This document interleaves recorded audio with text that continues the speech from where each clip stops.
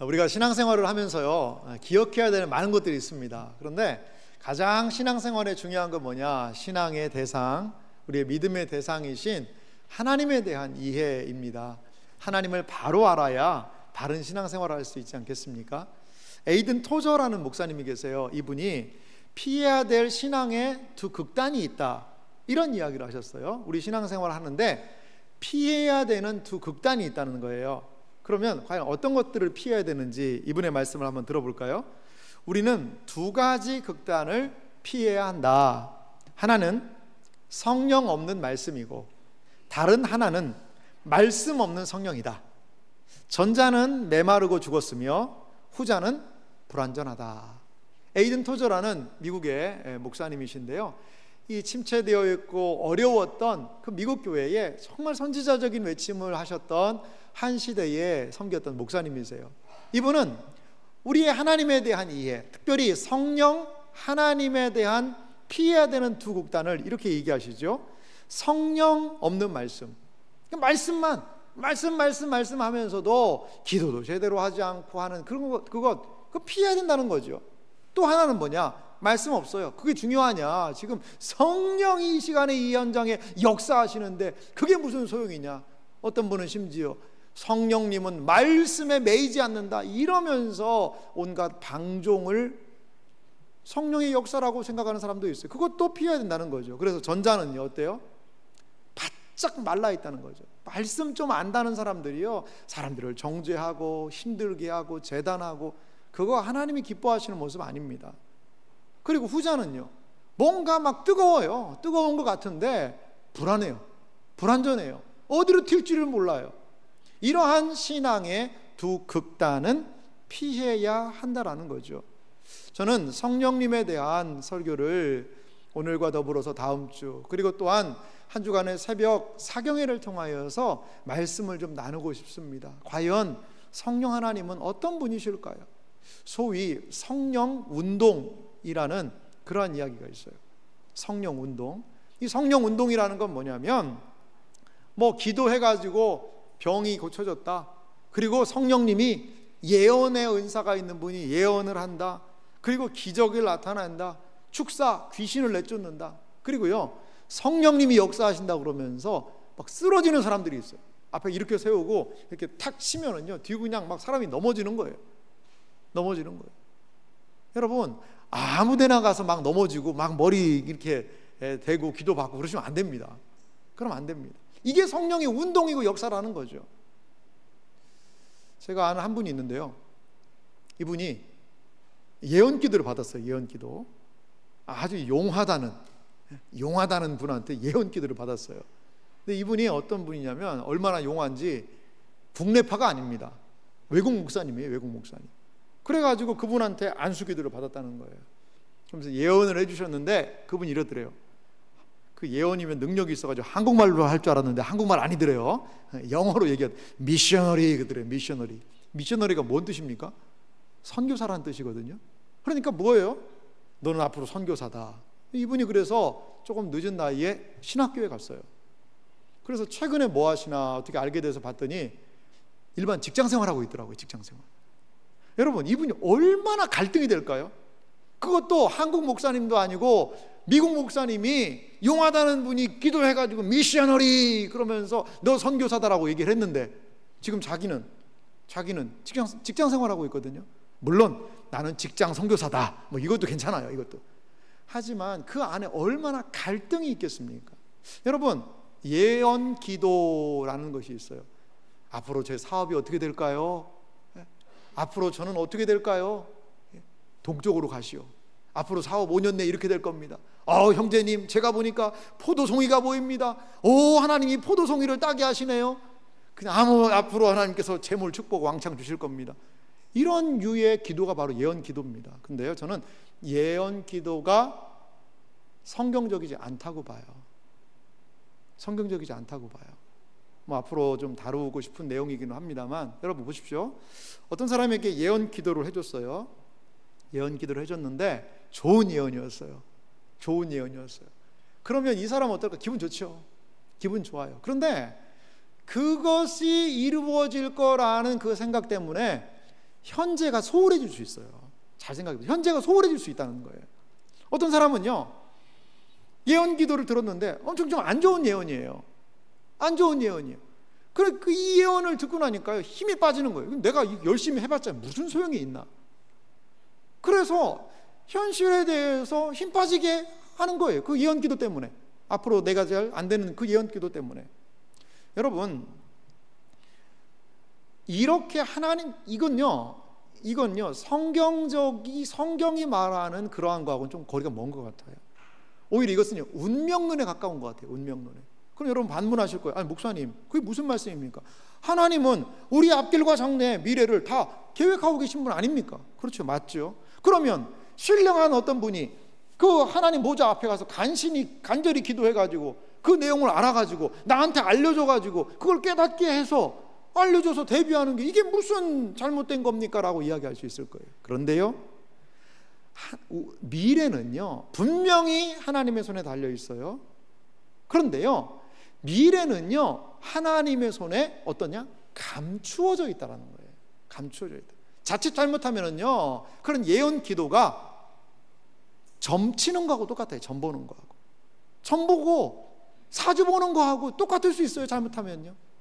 사랑하는 성도 여러분, 우리가 미래를 깨닫고 알게 되고 이것이 정말 하나님의 뜻인가를 헤쳐나가는 과정은 하나님의 말씀을 듣고 기도하고 인내하면서 때로는 고민하면서 하나님이 함께 하실 것이라는 확신을 가지고 하는 그러한 지난한 과정들의 열매일 수 있어요.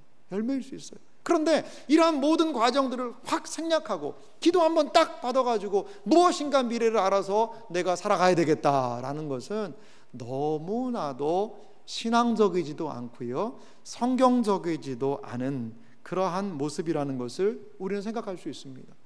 이 모든 것들이요, 성령 하나님에 대한 오해 때문에 나타나는 현상들이에요. 그러면 과연 우리가 믿고 의지하고 따라가야 되는 성령 하나님, 그분은 누구신가?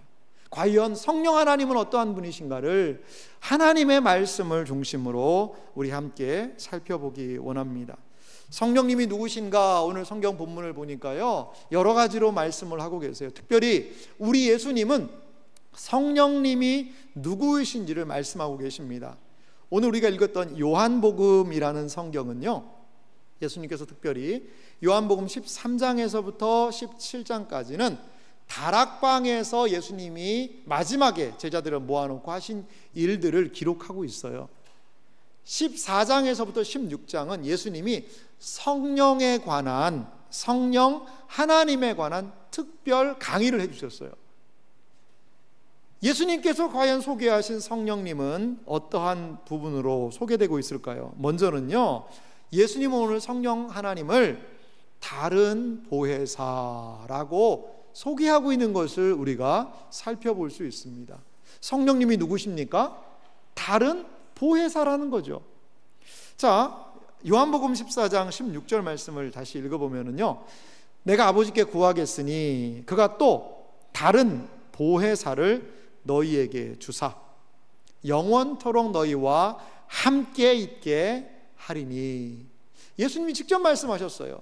내가 아버지께 구하겠으니 또 다른 보혜사를 너희에게 주시겠다라는 거죠. 여기 예수님이 다른 보혜사라는 말씀을 하시네요. 그러면 뭐 보혜사가 여럿일까요? 참 우리가 궁금증을 자아냅니다.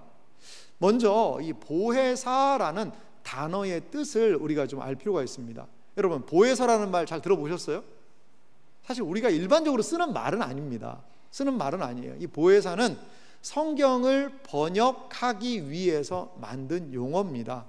이게 보호라는 단어는 지키다, 보호하다 할 때 그 단어입니다. 그리고 해는요, 은혜 해자를 썼어요. 사는 스승사자를 썼어요.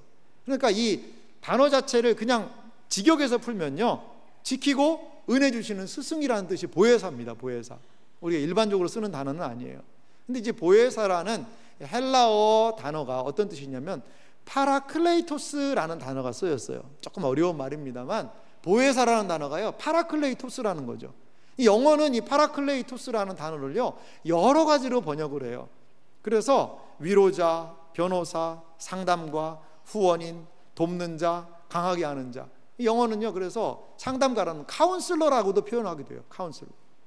그리고요 헬퍼, 도와주는 사람이라고 영어 성경이 번역하기도 해요. 그러니까 파라클레이토스라는 이 보혜사라는 헬라어 단어가요 너무나 다양한 뜻을 내포하고 있는 거예요.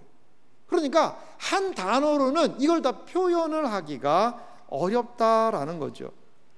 이러한 위로자, 변호사, 상담가, 후원인, 돕는 자, 강하게 하는 자, 이러한 파라클레이토스가 예수님은요 다른 파라클레이토스, 다른 보혜사가 있다고 그래요. 그러면 뭐 보혜사가 여럿이냐? 우리 성경 구절을 한번 살펴보도록 하겠습니다. 요한일서 2장 1절에 보니까요 여기에 이런 구절이 있습니다. 나의 자녀들아, 내가 이것을 너희에게 쓰면 너희로 죄를 범하지 않게 하려 함이라. 만일 누가 죄를 범하여도 아버지 앞에서 우리에게 대언자가 있으니 곧 의로우신 예수 그리스도시라. 요한일서 이 말씀은 무슨 말씀이냐면 우리가 하나님 앞에 섰을 때 우리를 뭐 하는 분이 있다는 거죠? 대언자, 쉽게 말하면 변호인입니다. 변호인. 변호해 주는 분이 계시다는 거예요. 그래서 우리가 죄가 있지만 구원 얻을 수 있는 분은 변호인이 변호해 줘서 이 사람의 죄를 내가 다 용서했습니다. 그래서 이 사람의 죄는 용서받았습니다 라고 변호해 주는 분이 계시다는 거죠. 근데 그분이 누구라는 거죠? 곧 의로우신 예수 그리스도시라. 자, 대언자라고 해서 제가 가로치고 보혜사라고 해놨는데요, 여러분 성경도 찾아보면 거기 각주에 보혜사라고 되어 있어요. 이 단어가 무슨 단어죠? 조금 전에 얘기했던 헬라어의 파라클레이토스예요. 파라클레이토스. 그러니까 예수님도 보혜사예요. 파라클레이토스예요. 성경이 이야기하고 있는 겁니다. 예수님도 우리를 도와주시고 예수님도 우리를 변호해 주시는 그러한 분이라는 것입니다. 그런데 오늘 다시 한번 요한복음 14장 16절 한번 보실래요? 거기 보면 내가 아버지께 구하겠으니 그가 또 다른 보혜사, 이 다른이라는 말이 중요하잖아요. 다른, 이 다른 보혜사를 너희에게 주사라고 하는데 이 다른이라는 뜻이 뭐냐는 거죠. 오늘 좀 성경 말씀을 좀 단어를 조금은 좀 살피겠는데요, 힘드셔도 좀 잘 따라오시기 바랍니다. 자, 이 다르다는 것, 우리 한국말도요 아이고 그거하고 이거는 달라라고 이야기를 하잖아요. 근데 우리는 표현이 풍부한 언어입니다.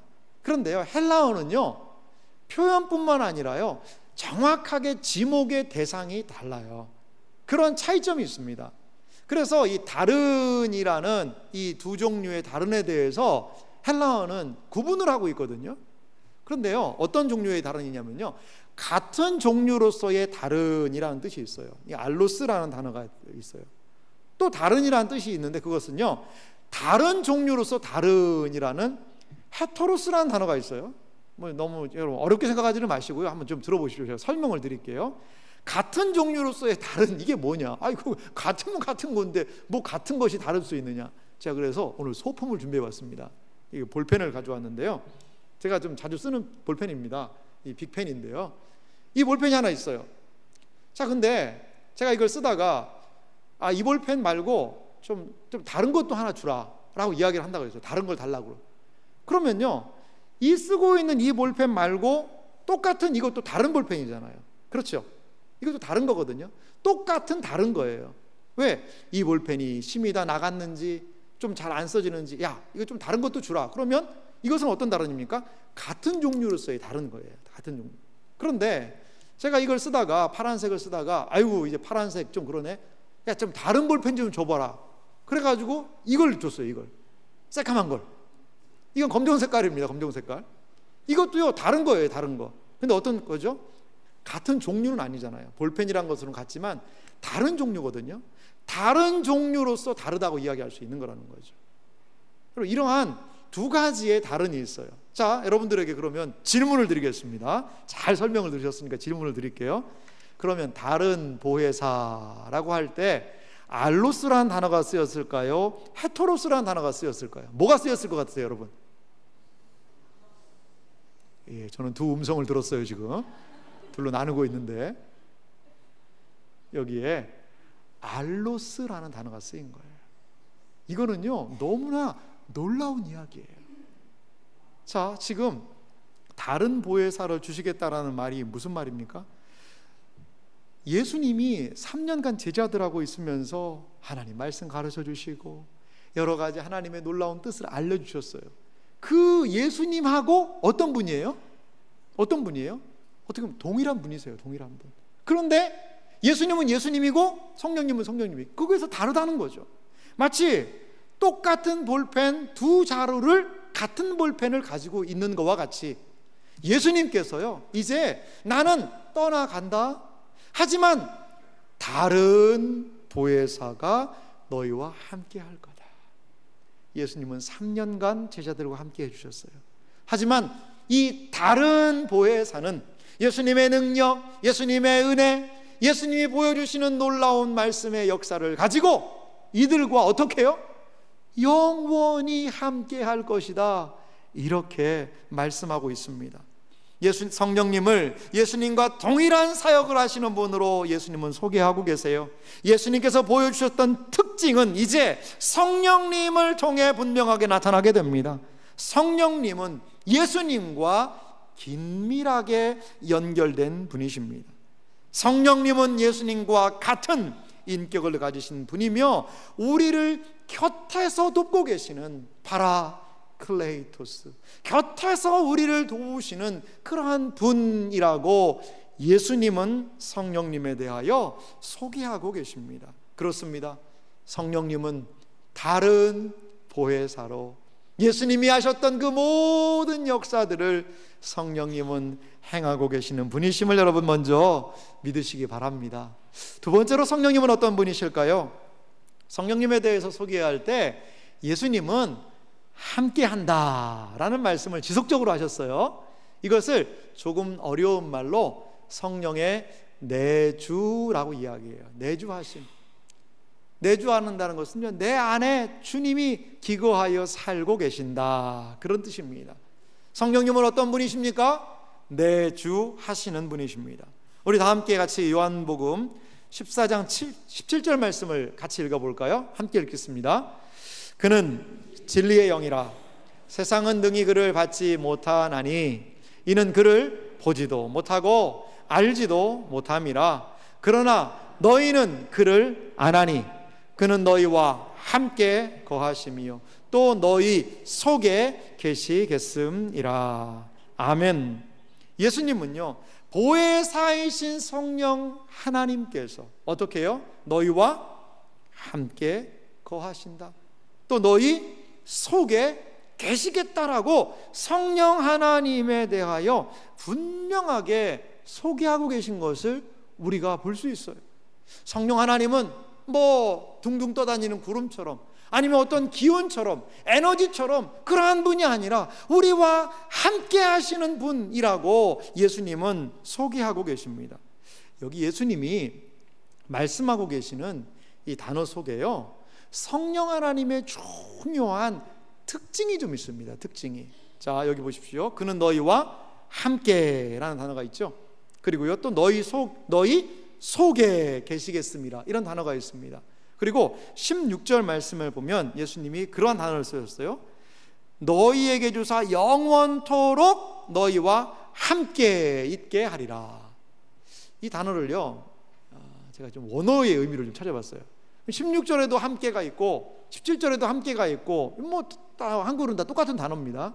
그런데 이 전치사들의 원어를 좀 살펴보니까 성령님이 신자와 함께 하시는 방식인데요 이 세 가지의 특성이 거기에 있는 것 같아요. 자, 16절에 나타나고 있는 함께, 영원히 함께하리라의 함께라는 단어는요 메타라는 헬라어가 쓰였더라고요. 그냥 일반적으로 함께하다는 뜻입니다. with, 영어는 그런 단어가 있죠. 그런데 17절에 등장하고 있는 너희와 함께 거하시며의 함께는요 한글은 함께로 번역했지만 원어의 의미를 보면요 파라라는 단어가 써요. 곁에라는 뜻입니다. 곁에. beside, 영어로 곁에, 바로 곁에 계시다는 거예요. 그리고 마지막에 17절의 마지막에도 너희 어디에 계신다고요? 속에. 그건 N이라는 아내라는 뜻이에요.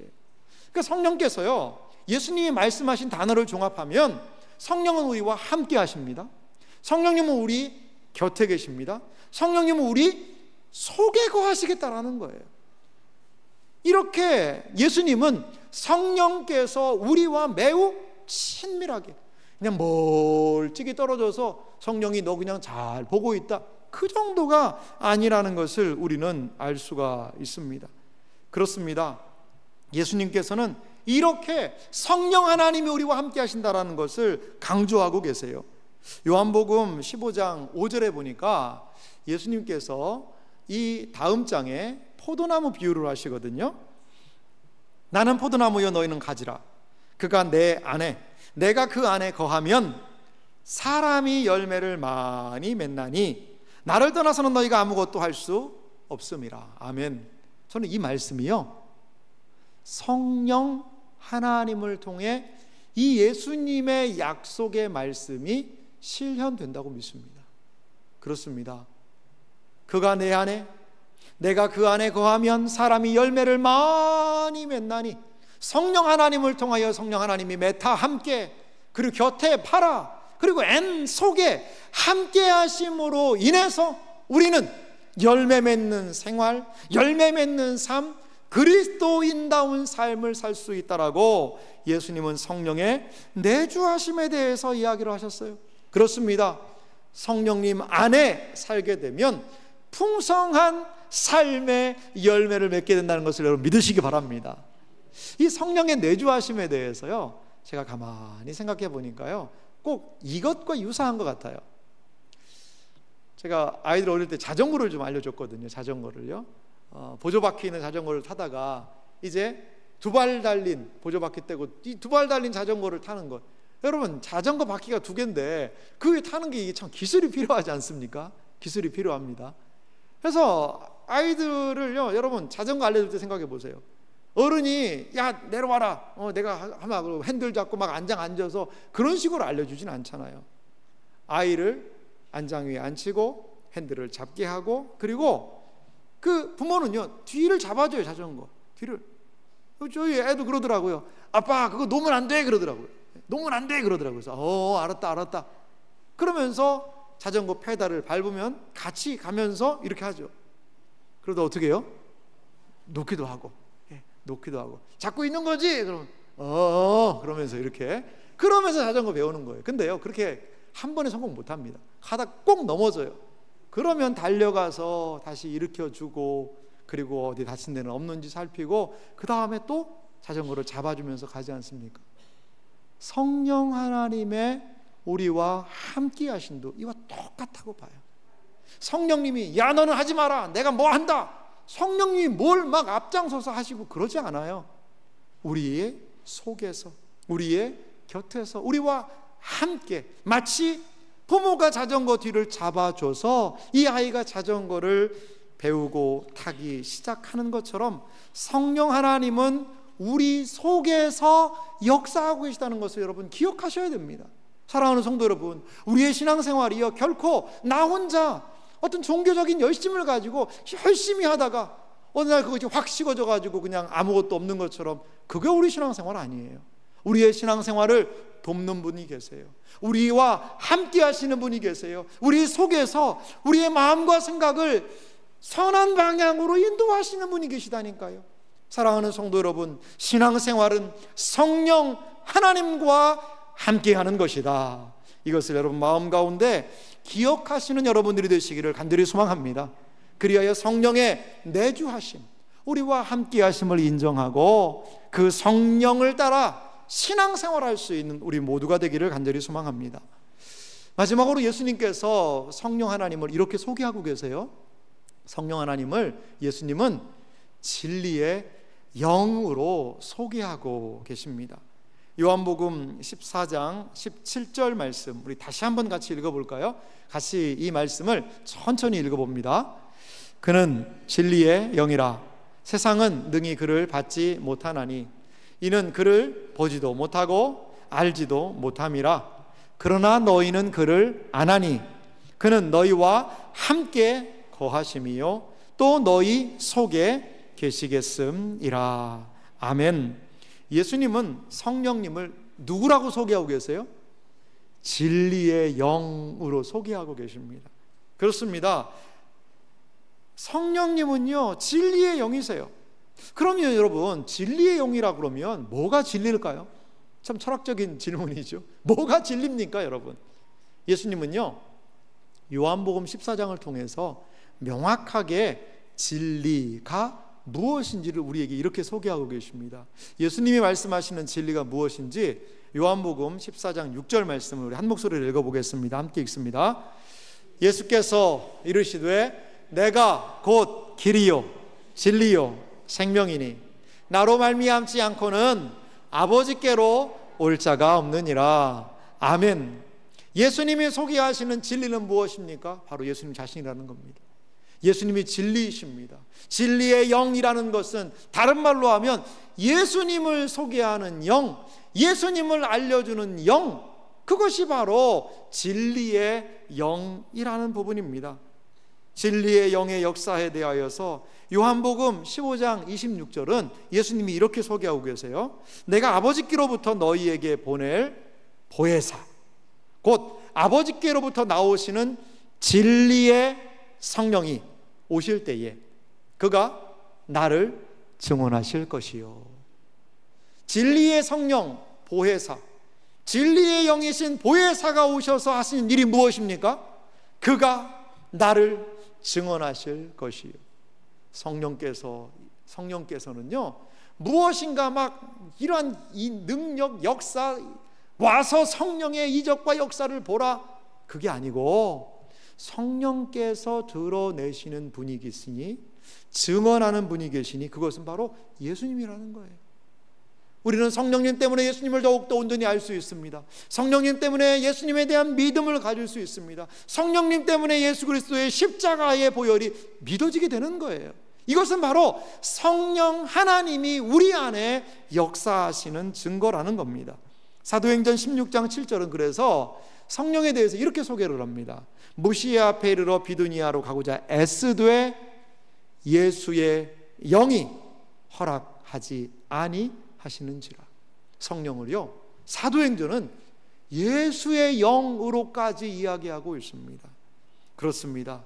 성령님이 하시는 일은 이적, 능력, 기적, 예언, 병고침, 무언가 우리가 볼 때 신비한 장풍, 이런 게 아니라 성령께서 오셔서 하시는, 진리의 성령께서 오셔서 하시는 일은 무엇이냐? 우리로 하여금 예수 그리스도를 더욱 선명하고 분명하고 온전하게 깨닫게 하시는 거라는 거죠. 성령님의 놀라운 사역을 통하여 예수님이 높임을 받으시고 영광을 받으시는 분이라는 것을 우리는 기억할 필요가 있습니다. 영국 런던에 가면요, 트라팔가 광장이라는 곳이 있어요. 이 트라팔가 광장, 거기가 꽤 넓습니다. 넓고 내셔널 갤러리 바로 앞에 있는데요, 그 트라팔가 광장에 보면 사자 상이 있어요. 사자 4마리가 이렇게 뭘 받치고 있습니다. 그 4마리 사자가 받치고 있는 큰 기둥을 보면 그 위에 동상이 하나 있어요. 그거는 트라팔가 해전을 승리로 이끌었던 넬슨 제독의 동상을 거기다가 만들어 놨더라고요. 높이 만들어 놨더라고요. 그래서 야, 이렇게 참 크게 만들어 놨구나, 이렇게 봤습니다. 그런데요, 제가 저녁 때 트라팔가 광장을 딱 보고서 깜짝 놀랐습니다. 뭐냐면 이 넬슨 그 동상이요, 하늘에요 붕 떠 있는 것 같더라고요.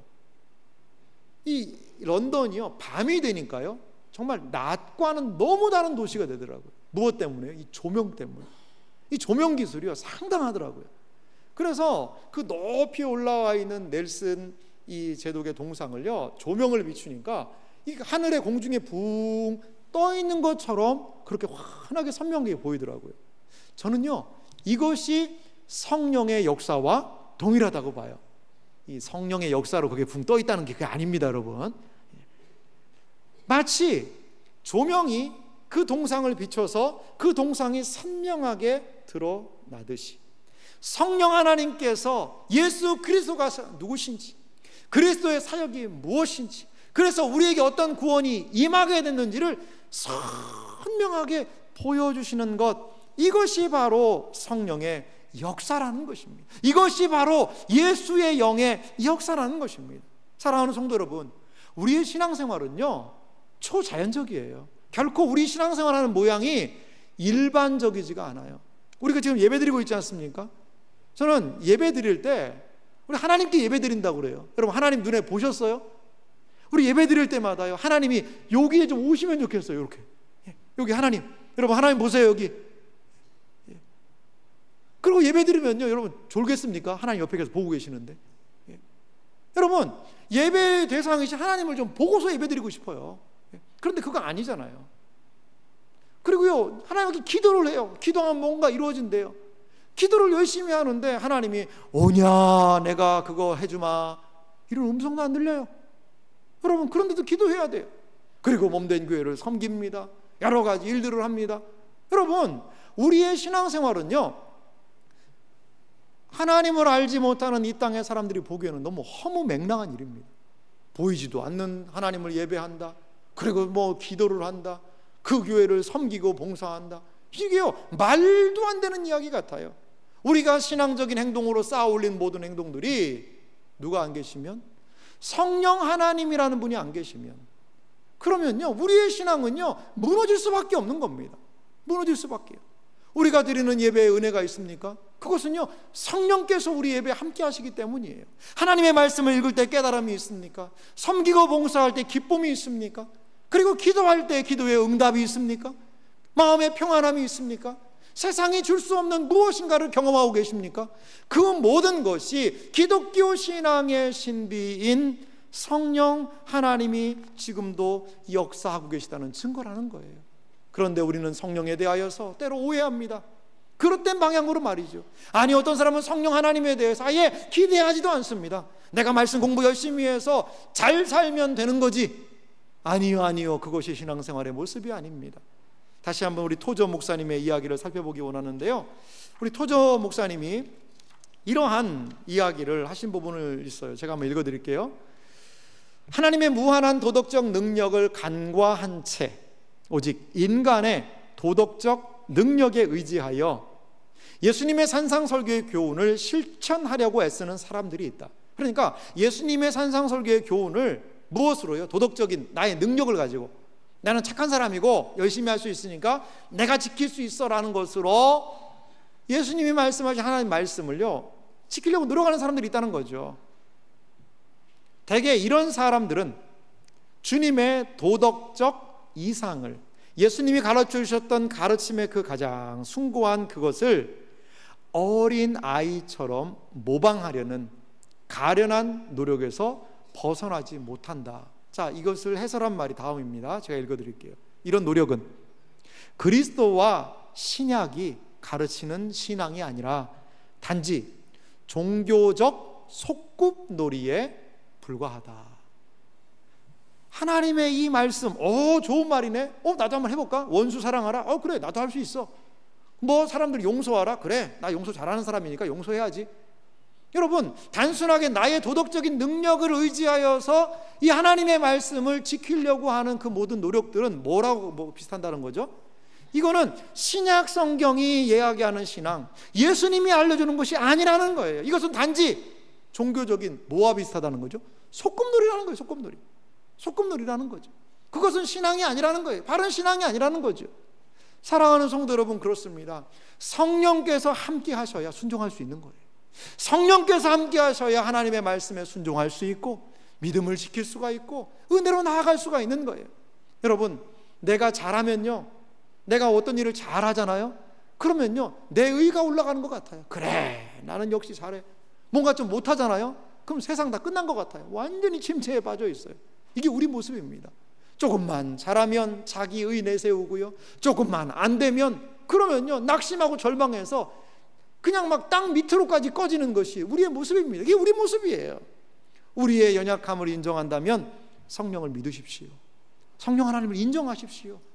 종교적인 속꿉놀이, 뭐 내가 몇 가지 안다는 걸로 그거 아니라는 겁니다. 겸손하게 성령 하나님을 의지하고 신뢰하며 나아갈 때 우리는 종교적인 속꿉놀이가 아니라 온전한 하나님에 대한 놀라운 역사를 기억하며 살 수 있을 줄 믿습니다. 성령님을 알지 못하면, 성령님을 의지하지 못하면 우리의 신앙 자체가 불가능합니다. 믿을 수도 없고 믿음의 삶을 살 수도 없는 것이지요. 모든 것이 성령님의 일하심의 결과라는 것을 우리는 기억해야 합니다. 우리의 신앙이 단지 종교적인 모습이 되지 않기 위해서는 하나님의 놀라운 은혜를 기억하고 하나님의 살아 역사하시는 생생한 믿음의 현장이 되기 위해서는 성령 하나님을 이해하고 의지하고 신뢰하는 삶이 우리에게 이어져야 할 줄 믿습니다. 사랑하는 성도 여러분, 이 성령께서 우리와 함께 하십니다. 우리와 함께 하시는 성령 하나님이 있다는 것을 우리 기억하면서 이 믿음의 삶을 살기 원합니다. 성령 하나님은 우리가 이 땅에서 믿음으로 살아갈 수 있는 모든 토대를 제공하시는 분이십니다. 성령님이 아니고는 믿음을 따라 살 수 없어요. 우리가 할 일은 무엇입니까? 그것은 바로 예수님의 약속을 굳게 믿고 우리와 함께 하시는 성령 하나님을 신뢰하는 것입니다. 의지하는 것입니다. 내주하시는 성령 하나님께서 우리가 하나님의 온전한 자녀로 살 수 있는 힘과 능력을 공급해 주실 줄 믿습니다. 우리의 삶이 성령 하나님을 온전히 의지하고 살아가는 능력의 삶이 되시기를 주님의 이름으로 축원합니다.